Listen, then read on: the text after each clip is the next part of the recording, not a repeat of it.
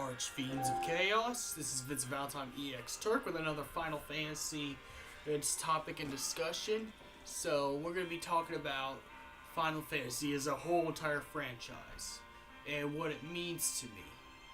Why? Okay, here's the title of the subject is going to be why is Final Fantasy true art? And I'm gonna say yes, it is. It is true art because art is objective. It's not afraid of pushing barriers. It's not afraid of offending people. It's there to make a good statement. And anyone who's an artist, anyone who's like into drawing classes or taking any kind of artwork or multimedia or 3D animation classes should appreciate that the artistic value of every Final Fantasy game. Yes, every Final Fantasy game is dark, and it does include mythology from every kind of lands, like Greek mythology, Japanese mythology, Renaissance mythology, and makes it into something beautiful. But like I said, art is objectivity. It's not afraid to push barriers.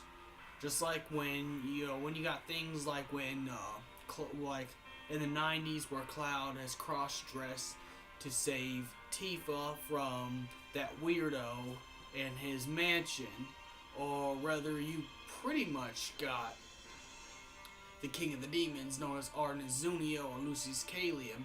It's not afraid of pushing barriers, or when they push things that's not as politically correct, such as some of the language in Final Fantasy VII, for example. What I like about the game is not how it's more of, I like that they're not afraid to push anything. They're afraid to take risks. Square Enix is afraid to take risks for their artistic creativity. I mean, even in Kingdom Hearts, they kind of push some barriers. Even though Kingdom Hearts is a kid's game, they push barriers. And that's what I like about them. They make people think. When you play a Final Fantasy game, it makes your thinking a lot deeper than you did before. It makes you question things. You'll start to realize the world is not as black and white as you think. That there's a lot of gray areas and everything, and a lot of different versions of what morality is and stuff. There's like questions and questions, and it puts you into the seat so you can care about both the good guys and bad guys. It makes you care about the characters in there. The artistic value is like super high, and also the political stuff that's thrown in each Final Fantasy game makes you think about makes you think what really goes on in real politics. They're not afraid to push the narrative, and I like that. But also they don't do pandering either. So why I think Final Fantasy games are perfect?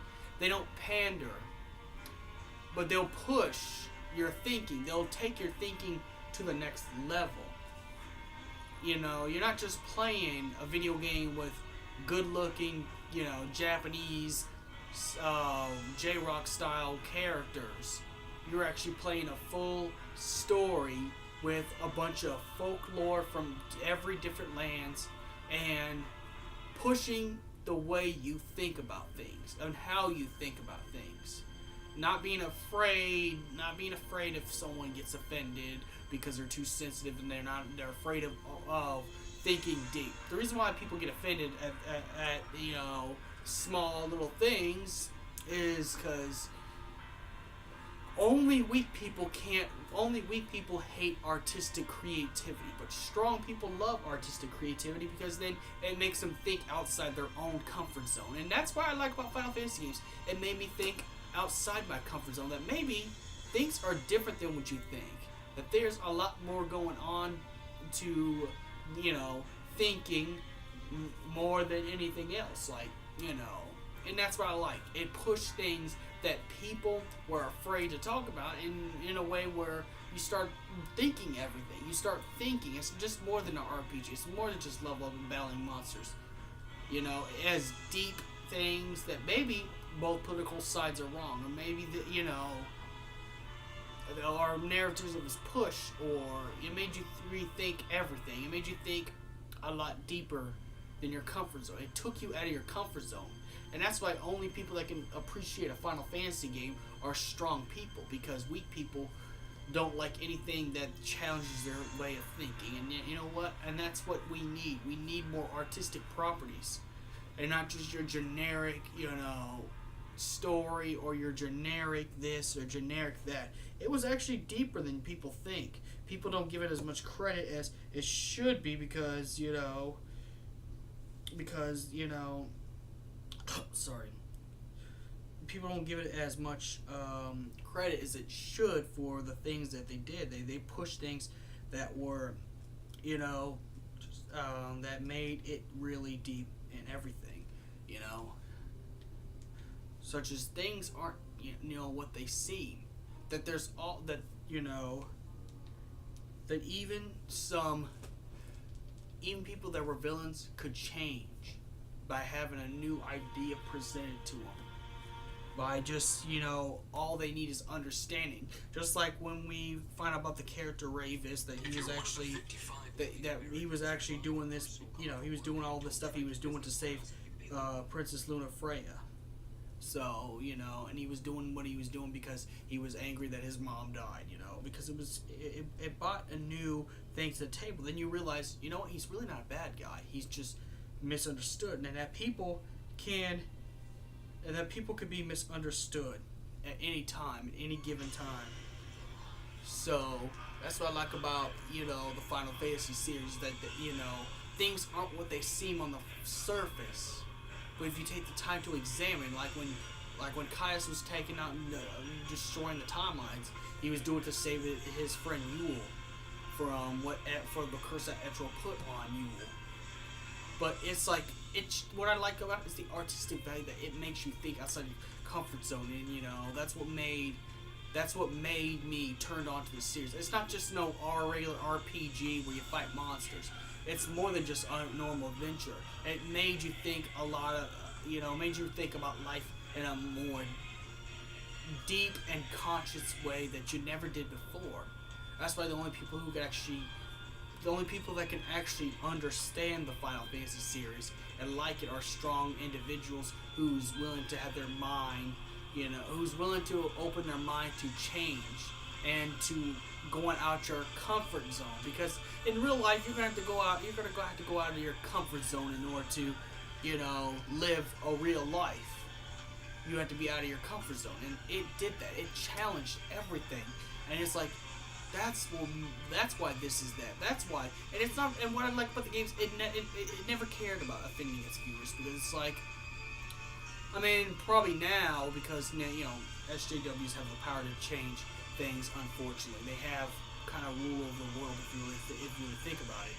But back in the day, they didn't care. It's just, it was deep. It made you think about things, and that's all that what you needed. It was just playing video games. It was playing video games with a deep story and narrative that made you think, maybe two political sides are bad. Maybe this and that's bad. Maybe it's bad to just follow things blindly. It turned people into a conscious thinker, and that's what I liked about the games. As well as staying as much as they can to the real world, because people have challenges when it comes to political or religious based stuff. People have their own way of thinking, that people could change their ideologies once presented with a new idea. And Final Fantasy games has always had a new idea, a new way of thinking. It wasn't just the same thing over.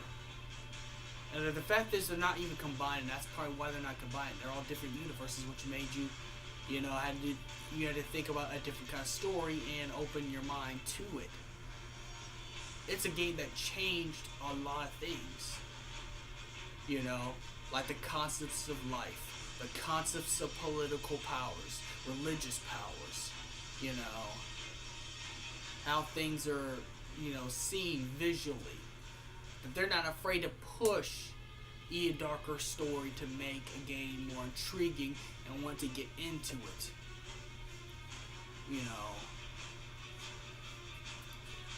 And we all care about the characters that's in each game. Every game we play, we always end up caring about the characters we play. And that's what made these games great. That's what made it. Whether you grew up on a PlayStation 1 playing Final Fantasy 7, and as a kid you realize it's more than just an adventure and to save the world from the evil corporation, there's actually a lot more to it. And then you realize a lot more conscious thinking, and that's through these games it's possible. That's why, again, I like being part of this community, because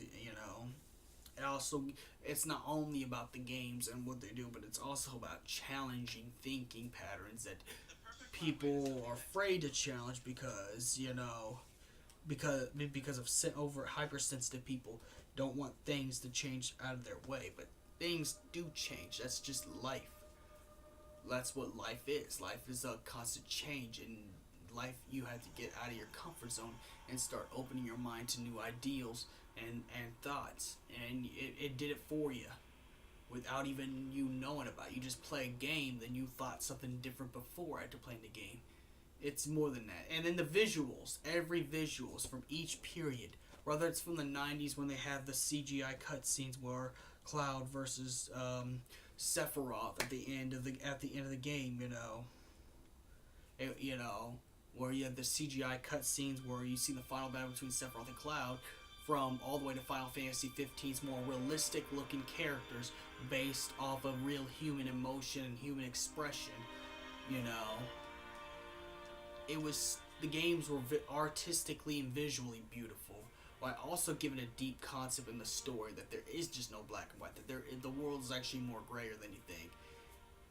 That's why it's good to play these games. But more than that, even the soundtrack itself too. The soundtrack is artistic and beautiful. It's almost if you got real, I don't know how to put it this way. It's almost if you got John Williams type of, the guy who made Star Wars music, John Williams type of stuff in almost every Final Fantasy. The best orchestra stuff around to make these games, to breathe more life in these games more than just playing the games.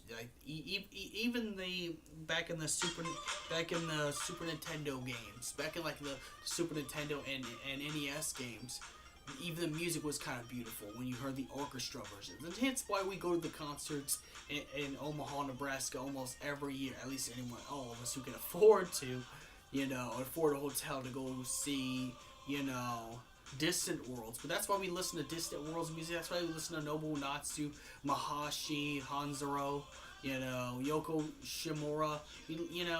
That's why we listen to the music of Final Fantasy as well, because it adds more to the environment as well as the textures and colors everywhere.